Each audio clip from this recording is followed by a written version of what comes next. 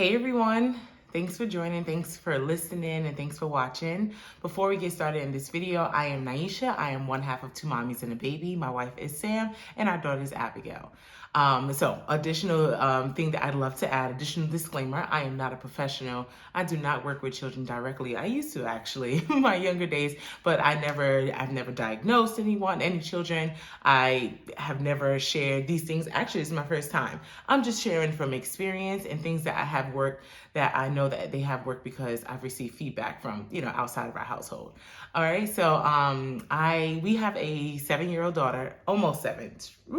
I take that back. She's 6. She will be 7 in the next 2 months. Okay, so I can say that I feel a little qualified, though I don't have any professional credentials just yet. All right, so the first thing I want to encourage is open communication. And I'm looking at my notes, so I just want to keep it real.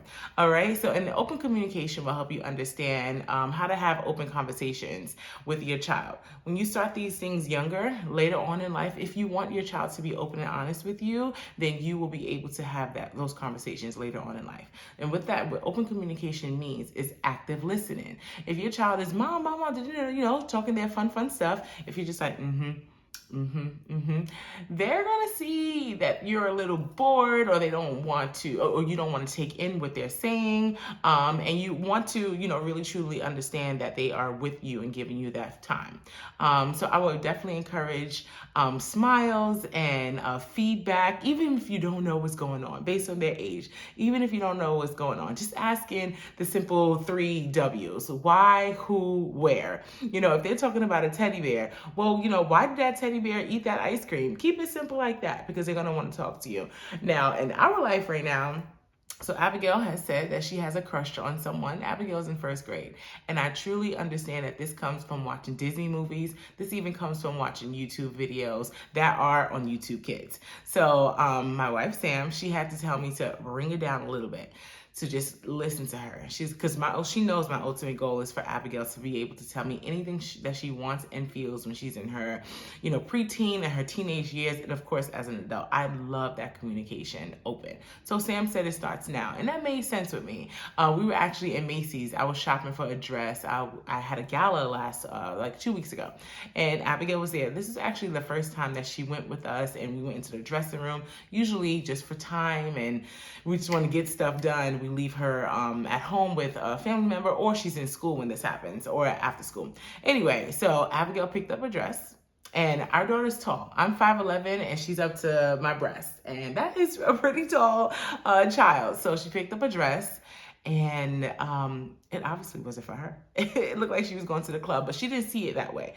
It was a pretty sparkly dress. The back had, the spaghetti straps, the back was out, but she didn't see it that way. Of course, society and adults bring in, this just different opinions about wardrobe, about sexuality, about even eating things that someone would not even eat. Just adults indulge that fear within children. That's another topic. Okay, so she had this dress on. She tried it on. And I was like, you're not wearing that. You're not buying that. No. And it fit her okay. Like, it was just a little loose up here. This dress was, it was for someone who was looking to have a good time. Enjoy your life. And then my wife said, she was like, just let her go through it. Just let her experience the moment. And I said, okay. And then she was talking about this crush.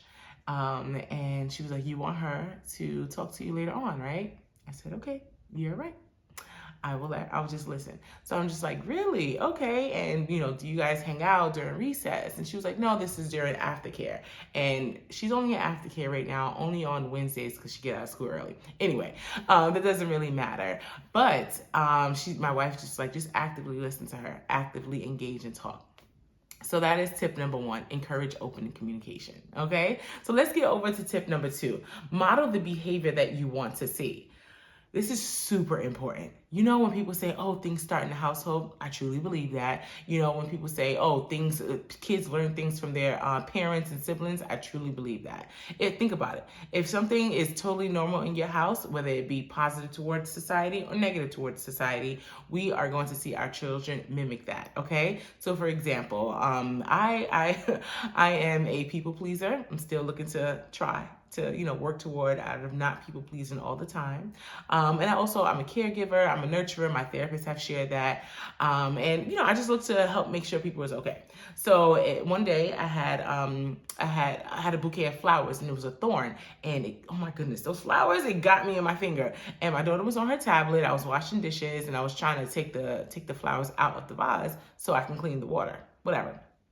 And that thorn really got me. And I was like, And I was like, oh my God, I'm bleeding. I need a Band-Aid. Abigail literally stopped everything she was doing. Mom, are you okay? All right, first thing we need to do is clean it. We need to get a Band-Aid. Where's the peroxide? She was going through it all. And I know that is because that's what we do with her. So that made me smile. And this is, of course, what I see. However, on the outside, her teachers have said this in kindergarten and in first grade. She's in first grade now. So her kindergarten teacher was like, Abigail just loves to help. She hugs people when they're crying. If someone can't find anything, Abigail just jumps up and she loves to help them. That made me smile. And this is kindergarten. Now in first grade, they get Class Dojo points. If you're a parent and your children is in school, you may have heard of Class Dojo. If you're not, if you don't even know what Class Dojo is, it's just pretty much an app where teachers or school personnel can add points onto your child's profile. I'm not a huge fan of it because it kind of reminds me of you have to do good in order to receive something. Another video. So she had got like 10 Class Dojo points for showing kindness.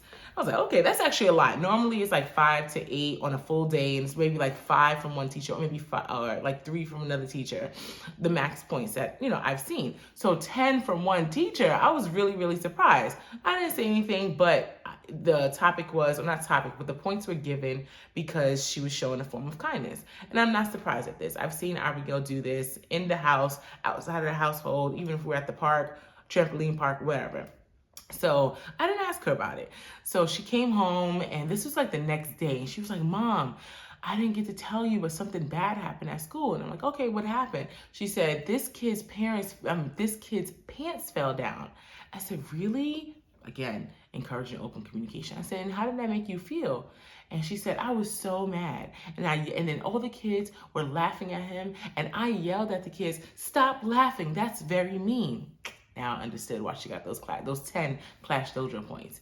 And I said, okay, Abigail. I said, that was really kind of you. She was like, yeah. She was like, I'm meant to be kind. And that warmed my heart so much. And I don't model this behavior intentionally. That's just who I am. However, if I just want my child to just be kind and spread positivity, I'm thankful that we are exuberating that within our household. We are lovers. When someone needs help on the outside, we help them. I remember there was actually a man, he was sitting outside a Dollar Tree, and he had a cat. And we actually just came from the food pantry. It was free on our block. Listen, we're gonna take the goods and we keep it in our car for things that we don't want to take home. And we said, okay, we had some extra tuna. It was like in soy water. We didn't really like it, just being very honest with you.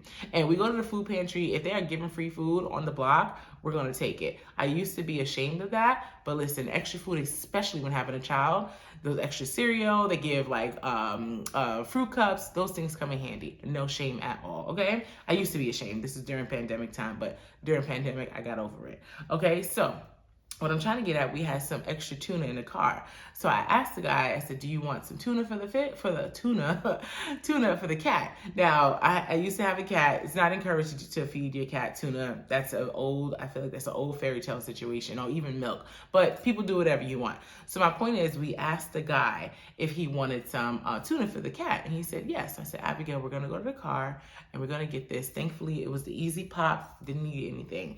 And didn't need a can opener, that's what I'm trying to say. And Abigail said, Mom, that was really nice of you. I said, no, we did it together. So these are the things that I want her to understand that she can model in the outside world. So just demonstrating respect and kindness, saying thank you. So speaking of saying thank you, Abigail told me that I say, thank you, I appreciate it. Or thank you, I appreciate you. She said, why do you always say that? And I'm like, because I want someone to know that I appreciate what they did for me.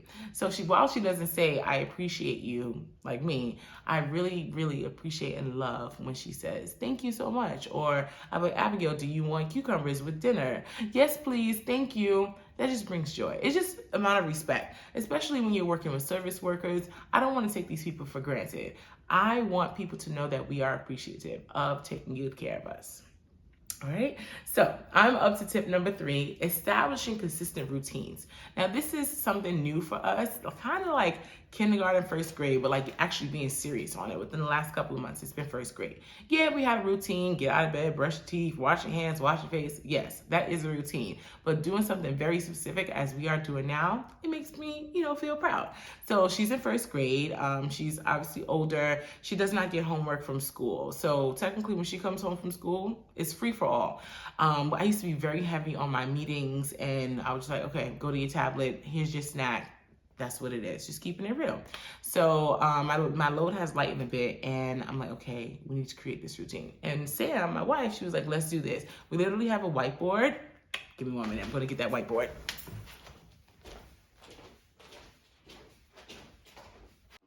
Okay, so we literally have a whiteboard. She has to shower, she has to do a school worksheet, and she has to clean. Now, remember, she doesn't get homework. So we have, the first grade, kindergarten, and second grade books that we bought from the dollar store, or even Sam used to be a community director at a school, and we got them. So we use them. So she has to do that when she comes home. This is our routine. She has to check it off. If she does not check off all of them, she cannot use her tablet. She cannot play with her toys. So this helped us establish a routine so she knew exactly what it is coming in. Now the first maybe 2 days, she was excited. She was excited because you actually wanted to check it off. So that was cool, right? However, next she was just like, Mom, why do I have to do this? Why do I have to shower as soon as I get home? And the reason why we implemented that is because we would wait a little later, and it would be a lot of work, okay? A lot of work on us and a lot of work for her. She was just like, no, I want to go to bed. But no, you're dirty, okay? You've been at school. I know you've been at recess. You've been around other kids. Let's take a shower or a bath. Whatever you want to do, let's clean your body, sis, okay? So when my wife came up with this idea, I'm like, absolutely, let's implement it. And majority of the time, I'm home when Abigail comes home. I work from home. I'm in school from home. I'm home. So yes, when Abigail comes home, so it's like immediately. I'm majority of the time stopping what I'm doing so we can just get it done. So it's not harder on either one of us later on. So, and I ask her, which order would you like to go in? I'm not even that strict on the order. This is where the open communication comes in. Which order would you like to go in? Do you want to take a shower first, do your worksheet, or clean? And when we say clean, I'm like, let's spray down our glass tables, let's clean it. I'm like, we're gonna express clean this bathroom. Our bathroom literally wiping down the countertop. She does scrub the toilet. She got excited about cleaning the shower. And those things, I'm helping her understand that we need to clean. Now, does that express wash happen all the time? It doesn't. Even if it's cleaning up the couch, fixing the pillows, fluffing the pillows, that is a form of chores. So we do it. So my point is, getting this routine established early on will help build the routine for the parents and for the children, okay? So don't be so harsh on yourself if the routine is not easily established in the beginning, because we're all a work in progress. This is our routine now. As she gets older, I'm very confident it's going to expand. We're going to spend more time. She only does like one worksheet. Yesterday, I threw in a worksheet and a half, and she told me, you're always changing the rules. I said, sis, I'm just trying to help out, okay? It was math. She normally does a math worksheet, and then I gave like half a page of writing. I was just trying to throw it in there, but she did it, thankfully, okay? So number one, understand that you can talk to them with empathy. My daughter loves her tablet. Abigail loves her tablet. And I want to understand that she can't get over, okay? She really has to understand, like, hey, Abigail, you said you were going to do this, or I said you had 10 minutes, okay? So Abigail, I said you have 10 minutes. At this moment, I cannot give you your tablet because that 10 minutes is up. So that is setting boundaries with empathy. I'm not going to lie. I don't always have that empathize, or I'm not always showing empathy when I am talking with her, because I do have a moment of frustration. I am working on it. I'm keeping it real. My wife, she is way more calm than me. Okay, you will see that. So what I do, I'm like, Abigail, I'm going to take your tablet at the moment because that, your time is up. We love setting the time with Alexa. I can't say her name so loud. Okay, we love setting a timer. Literally, we set timers with her all the time with Alexa. We set her timers with her all day. So if that timer is up, Abigail, I expect you to give me your tablet. Now let's move on to a task, or let's move on to bedtime, whatever it is. So those boundaries are set, but setting them with empathy. As I said, I'm still working on being a little bit more calm. I'm keeping it real with you all. However, when I am calm, it just shows that, that I care. And also Abigail is modeling the behavior that I'm enforcing. So if she says, Mom, can you play with me? And I'm like, Abigail, just give me 10 more minutes. I'm on the computer, or give me 10 more minutes. I don't feel like getting up. She goes to Alexa and she says, Alexa, set a timer for 10 minutes. When that 10-minute timer is up, Mom, it's time for you to play with me. Mom, it's time for us to do this. I'm like, okay. And she's not yelling at me, okay? And if I do take longer, she would say, Mom, remember you said? So I'm just literally, she's modeling the behavior that I put out. All right. And this is number 5. This is our last tip, encouraging independence. Oh my goodness. This is something that I love. I just love to see her do and fend for herself. Now, she does go to Montessori school, and within the Montessori method, she is taught to use her hands. She is taught independence very early on. And I'm happy that we emphasize it within our household. So Abigail, at this point, she knows how to wash the dishes. We just put the knives to the side. She knows that already. If she needs something, our refrigerator is wonderful. We got an upgraded refrigerator. It has a water dispenser. She knows how to get her water. She loves lemon juice. She adds a splash of lemon juice, and she knows how to get everything she needs, okay? In her room, she knows how to get her clothes, all of that. And when I see it, I cheer her on. I'm like, you go, girl. Great job for getting your water. You didn't spill anything. I'm encouraging it so she can do it next time. And I think that is a wonderful thing, because when I am not there, when I'm feeling ill, when I am busy, she knows how to get it. If I have everything laid out for her, like I'm on meetings, I work virtually. If I'm on meetings, she had the apple juice. Rather than her grabbing it from the fridge, I have it set out because she may want to refill. I am giving her all the tools she needs to be independent. Okay. Oh, when we are going out, also I want to add, when we are going out, Abigail, what do you want to wear? She goes to pick out her outfits. Girl, sis, bro, those outfits be in all type of patterns, but I'm gonna let her live her life, okay? Because she feels good in it. She feels good in her own outfits. So if she's happy, you know I'm happy. I don't have to force her to wear anything. She wears rain boots in the summer sometimes. She wears hoodies in the summer sometimes, whatever she wants. This is giving her opportunity to speak up for herself, which brings me joy. Okay, so again, I am not an expert. I'm just speaking from 6.5+ years of parenting and things that I've seen work, things that people have told me Abigail is very good at, and me just being happy that she can do certain things on her own. Also understanding that there's no book. No one wrote a book. Oh, there are books out there. People will share different things. Do this with your child, but everything may not work. Also, we have to understand that every child has different ways of learning. You can try something. You can try all of these tips that I just shared, and it may not work with you and your child. And I want you to be okay with that. You will figure out which is the best method for you, okay? I'm sending you much love. Thank you so much for listening and watching. Peace.